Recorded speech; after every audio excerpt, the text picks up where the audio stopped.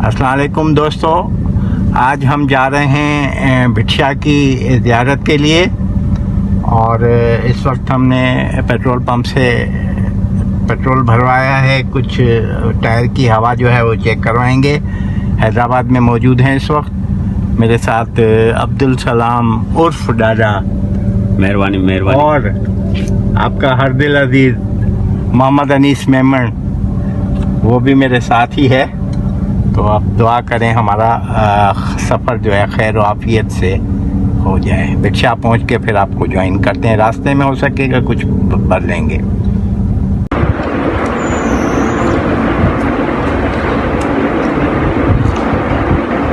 दोस्तों, मटियारी के करीब जो है वो एक छोटा सा ब्रेक लिया है। कुछ हमने क्योंकि अब्दुल सलाम को इमरजेंसी में कॉल की तो वो खाना नहीं खा सका, तो अब वो और अनीस जो है उसकी हेल्प कर रहा है। मैं सिर्फ इनकी हेल्प कर रहा हूँ क्योंकि वो अकेला बोल रहा है कि मैं खाना खाऊँ, तुम लोग बैठे रहो, अच्छा नहीं है, इसलिए देख रहे हो आप, मैं इसकी हेल्प कर रहा हूँ। जल्दी हो जाए। चाय तो बोलो यार, चाय।